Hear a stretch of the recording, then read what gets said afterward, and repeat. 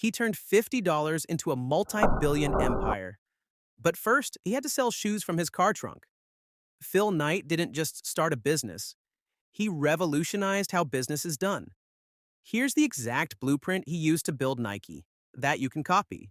In 1962, Stanford grad Phil Knight had a radical idea: import Japanese shoes to challenge Adidas and Puma's dominance. His thesis proposed disrupting German control with high-quality, low-cost Japanese running shoes. Knight spotted an opportunity others missed. He flew to Japan and met with Onitsuka, now ASICS. He secured distribution rights for Tiger shoes in the western United States.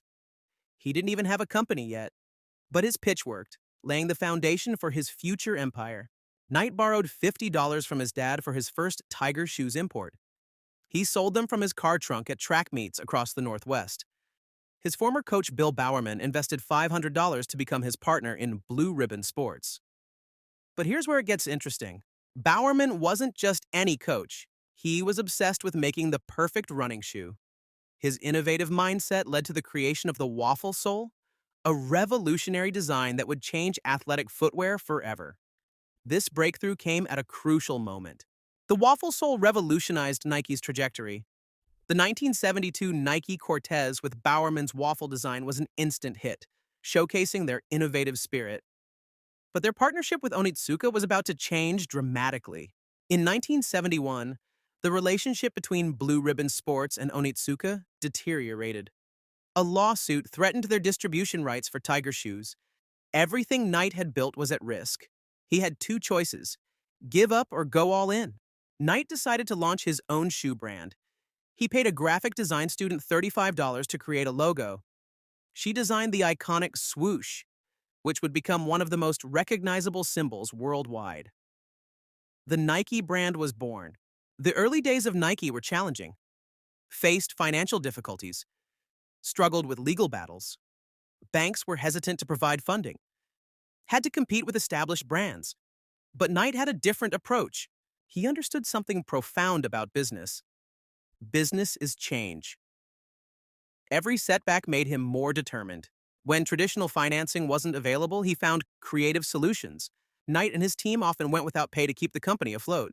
It was risky. One wrong move could have ended Nike. But Knight knew, sometimes you have to take calculated risk to build something great. Then came a pivotal moment.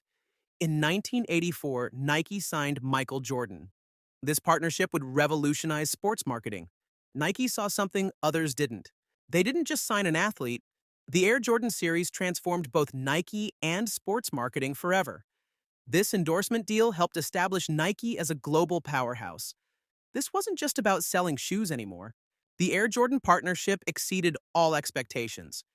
It accelerated Nike's growth and changed how companies approached sports marketing. But Knight's vision went beyond just shoes. He realized Nike wasn't just selling shoes. They were building a brand that would resonate with consumers worldwide. This wasn't just marketing. It was Nike's own story and Knight's personal philosophy. Today, Nike dominates sports apparel. But the real lesson isn't about shoes or sports. It's about persistence, innovation, and having the courage to bet on your vision, even when everyone else thinks you're crazy. But the real power of Nike's story isn't just about shoes. It's about building systems that scale.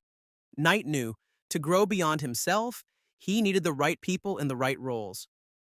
But here's what most founders miss. You don't need a huge budget to build a world-class team.